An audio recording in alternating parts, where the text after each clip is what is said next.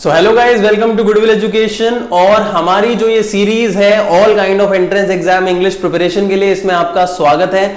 और अगर आपने अभी तक हमारी सारी की सारी वीडियोस इस प्लेलिस्ट की नहीं देखी हैं तो नीचे डिस्क्रिप्शन बॉक्स में जो प्लेलिस्ट का लिंक अवेलेबल है उसको चेक जरूर करें और शुरुआत से लेकर लास्ट तक अपने पूरे के पूरे कोर्स को हमारे साथ आप लोग कंप्लीट जरूर कर लें। और साथ के साथ हमारे इस चैनल को सब्सक्राइब जरूर कर दें ताकि हमारी आने वाली वीडियोस की भी नोटिफिकेशन आप लोगों के पास जल्द से जल्द पहुंच सके।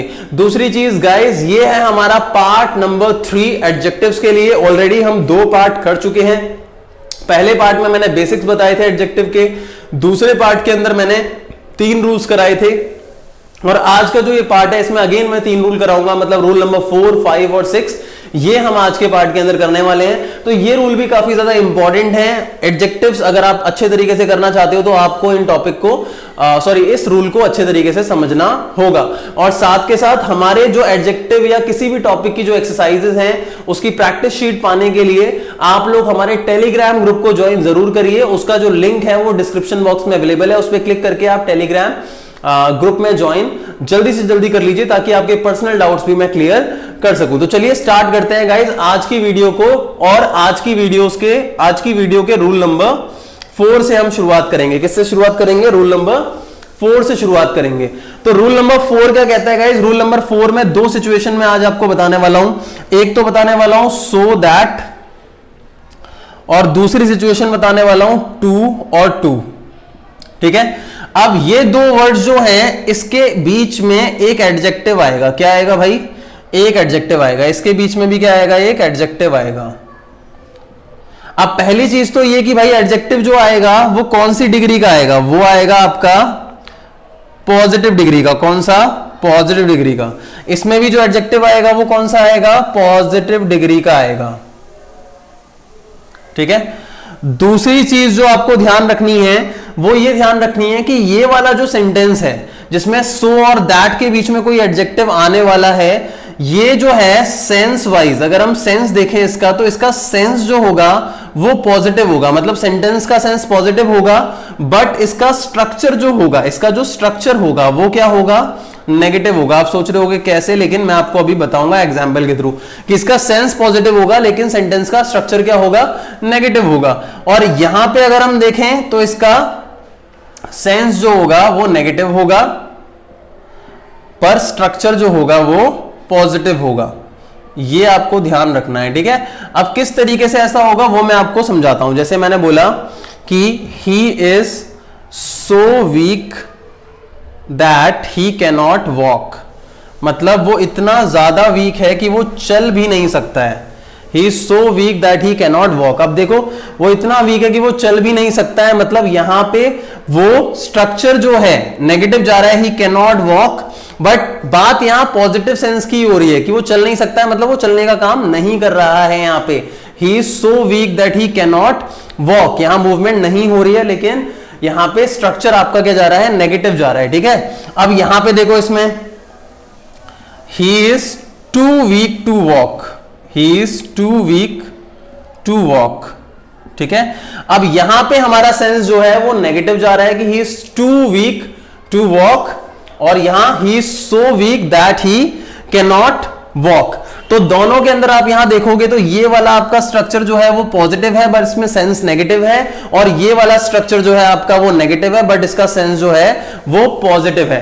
तो कहीं ना कहीं इन दोनों के दोनों स्ट्रक्चर से हमारे को ये वाली जो कंडीशन है वो समझ में आ जाती है। इसी तरीके से चाहें तो हम और भी एग्जाम्पल ले सकते हैं, जैसे she is so beautiful that she cannot be asked for number, मतलब वो इतनी ज्यादा खूबसूरत है कि she can not be asked for number, की हम नंबर मांग ही नहीं सकते हैं। तो यहां पे आप देखो सेंटेंस का स्ट्रक्चर क्या जा रहा है? आपका नेगेटिव जा रहा है, पर शी इज सो ब्यूटिफुल, मतलब हमारा जो सेंस है वो क्या है? पॉजिटिव है। उसी जगह पे मैं बोलूं she is too beautiful to ask number. ठीक है, तो यहां स्ट्रक्चर पॉजिटिव है बट सेंस क्या जा रहा है, नेगेटिव, कि हम मांगेंगे ही नहीं। तो यहां पे आपको इस चीज का ही ध्यान रखना है।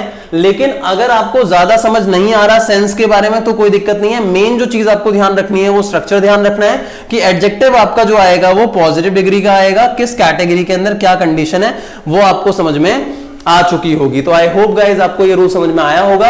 अब हम बढ़ते हैं अपने रूल नंबर 5 की तरफ। किसकी तरफ? रूल नंबर 5 की तरफ। जल्दी से नोट कर लीजिए रूल नंबर 4 को। अपना एक प्रॉपर रजिस्टर बनाना है और उस प्रॉपर रजिस्टर के अंदर आपको हर एक चीज को अच्छे तरीके से नोट करना है, ताकि आप लोगों के जो प्रॉपर नोट हैं, कंप्लीट नोट्स हैं, वो आपके पास एक जगह हो और जब भी आपका एग्जाम हो तो सारी की सारी चीजें आपके पास एक साथ हो और आप आसानी से इंग्लिश की प्रिपरेशन के लिए आप अपनी कॉपी को उठाओ और उसको पलट के सारे रूल्स को रिवाइज कर लो। तो गाइज अब हम बात करेंगे रूल नंबर 5 की। किसकी बात करेंगे? रूल नंबर 5 की। बहुत आसान है रूल नंबर 5।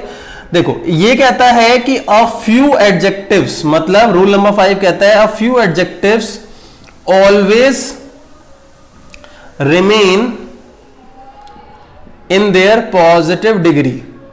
हमने क्या पढ़ा है कि हमारे एडजेक्टिव जो होते हैं उनकी एक कंपैरेटिव डिग्री होती है और एक सुपरलेटिव डिग्री होती है।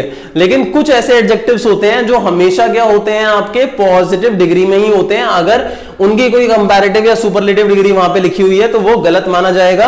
तो कौन से हैं वो आपको लिखने हैं, ठीक है? जैसे परफेक्ट हो गया, यूनिक हो गया, ऐसे ही एक्सीलेंट और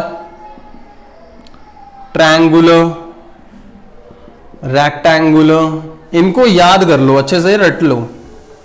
पैरेलल और आपका परपेंडिकुलर और साथ में round, solar, lunar, milky, dead, ये सारे आपके जो हैं वो क्या है? ऑलवेज पॉजिटिव, मतलब ये हमेशा ऑलवेज पॉजिटिव डिग्री में रहेंगे। तो अगर कभी भी किसी सेंटेंस स्ट्रक्चर में इनकी कंपैरेटिव डिग्री शो करी जा रही है, जैसे परफेक्ट का मोर परफेक्ट कहीं पे लिखा हुआ है, मोर यूनिक कहीं पे लिखा हुआ है, मोस्ट यूनिक लिखा हुआ है, तो वो आपका गलत माना जाएगा। जैसे एग्जाम्पल के लिए, she is the most unique singer of our college, ठीक है? अब यूनिक का आपका द मोस्ट सुपरलेटिव तो होगा ही नहीं, तो द मोस्ट तो आएगा ही नहीं, बल्कि आएगा she is a unique singer of our college. यहां पे अ आएगा। अ कैसे आएगा? आप सोच रहे होगे सर यू तो वावल आ रहा है यहां पे, लेकिन अ कैसे आएगा? तो जब मैं आपको वावल का टॉपिक कराऊंगा और साथ में मैं आपको मेनली आर्टिकल्स का टॉपिक कराऊंगा तो उस टाइम पे मैं ये चीज आपको समझाऊंगा। हालांकि मैं आपको बता दूं यूनिक में यू बेशक आ रहा है जो कि एक वावल है, बट यहां पे जो साउंड है वो एक कॉन्सोनेंट का साउंड है, इसीलिए यहां पे क्या आएगा? अ आएगा। तो she is a unique singer of our college, ये आपको ध्यान रखना है। तो यहां द मोस्ट क्यों नहीं आया? क्योंकि इन वर्ड्स के साथ कभी भी कंपैरेटिव डिग्री नहीं होती, सुपरलेटिव डिग्री नहीं होती। तो आप इनको रट लो तो ज्यादा अच्छा रहेगा। तो आई होप गाइस आपको ये रूल नंबर 5 समझ में आ गया होगा। अब इस वीडियो का हम लास्ट रूल करने वाले हैं जो कि है रूल नंबर 6। फिर हमारी वीडियो को हम खत्म करते हैं और पूरी वीडियो जरूर देखनी है, सारे के सारे रूल्स अच्छे तरीके से कंप्लीट करने हैं। बहुत लंबी वीडियोस नहीं है और पार्ट्स में मैं डिवाइड कर रहा हूं चीजों को, तो बहुत आसान है। तो आप टॉपिक को बिल्कुल भी ना छोड़ें, ठीक है? चलिए बात करते हैं अपनी रूल नंबर 6 की। रूल नंबर 6 में मैं आपको 4 वर्ड्स के बारे में बता रहा हूं, सीनियर, जूनियर, सुपीरियर और इंफीरियर। यहां पे सुपीरियर और इंफीरियर, सुपीरियर बड़ा, इंफीरियर छोटा, किसमें? पोजीशन की बात हो रही है यहां पे। और सीनियर जूनियर में मतलब हम एज की बात कर रहे हैं कि सीनियर बड़े एज का जो व्यक्ति है और जूनियर जो उससे छोटे एज का व्यक्ति है, जो स्टूडेंट है वो स्टूडेंट भी हो सकता है। Senior, junior, superior, inferior. I hope आपको मतलब समझ में आ गया होगा। तो हमेशा ध्यान रखना है हमारे को कि ये हमेशा किसके लिए यूज होंगे? हमारे कंपैरिजन के लिए यूज होंगे। ये हमारे सारे किसके लिए यूज होंगे? कंपैरिजन के लिए यूज होंगे। लेकिन मैंने आपको बताया था कंपैरिजन के लिए देन यूज होता है, THAN, लेकिन नो यूज ऑफ देन, मतलब इस सिचुएशन में हमारा देन यूज नहीं होगा। जब भी ये 4 वर्ड्स में से कोई आ रहा होगा तो हमारा THAN वर्ड जो है वो यूज नहीं होगा। जैसे मैंने यहां लिखा, ही इज सीनियर देन यू, तो ये गलत हो जाएगा यहां पे। तो देन यूज नहीं होगा, तो देन की जगह पे क्या यूज होगा, टू यूज होगा। क्या यूज होगा, टू यूज होगा। तो ही सीनियर देन यू की जगह क्या आना चाहिए, he is senior to you. क्या होना चाहिए, he is senior to you. तो यहां पे टू हमारा आना चाहिए, यहां पे ध्यान रखना है आपको। और दूसरी चीज नोट ये है कि जब भी हम बात करेंगे यहां पे एक पर्टिकुलर कंडीशन की, तो वो कंडीशन क्या है, मैं उसके लिए आपको एक सेंटेंस यहां पे लिख के देता हूं। तो पहले मैं सेंटेंस लिखूंगा, तो आप मुझे ये बताना कि वो सेंटेंस ठीक है या फिर वो सेंटेंस गलत है। वो सेंटेंस है, he is more senior then you. वो तुमसे बहुत ज्यादा सीनियर है। देखो कंपैरिजन तो है, तो वहां हम देन यूज ही नहीं कर रहे और कंपैरिजन की हम बात कर रहे हैं। लेकिन अगर मैंने कहा वो बहुत ज्यादा ही सीनियर है, मतलब कंपैरिजन में भी मैंने एक चीज जोड़ दी यहां पे, बहुत। तो ये बहुत जो है, क्या इसके लिए मैं मोर लगाऊं, क्या लगाऊं, मोर लगाऊं। और यहां पे क्या देन आना चाहिए। तो पहली चीज तो यही है कि देन तो आएगा ही नहीं, देन की जगह क्या आएगा, टू आएगा। और जब भी बहुत का सेंस आएगा तो मोर की जगह यहां पे हमें मच लगाना होगा, मोर नहीं लगाना है। तो हमारा बनेगा he is much senior to you. तो ये हमारा करेक्ट आंसर होगा। तो आई होप गाइज आप लोगों को ये वीडियो पसंद आई होगी। अगर आपको ये वीडियो अच्छी लगी है, अगर आपको टॉपिक समझ में आ रहे हैं, अगर आपको हमारी ये सीरीज अच्छी लग रही है, तो गाइज हमारी वीडियो को लाइक करना ना भूलें, शेयर करना ना भूलें, इस पे कमेंट करना ना भूलें। और इसी तरीके से हमारे कोर्स को आगे कंटिन्यू करते रहें। और इंग्लिश के सारे लेसन्स की लेटेस्ट नोटिफिकेशन पाने के लिए मुझे इंस्टाग्राम पे फॉलो जरूर करें। मेरा इंस्टाग्राम का जो यूजर नेम है वो डिस्क्रिप्शन बॉक्स के अंदर अवेलेबल है। मुझे जल्द से जल्द फॉलो करें अपने लेसन्स को सबसे पहले अचीव करने के लिए। So thank you so much for watching this video and keep watching, keep sharing and keep liking our videos.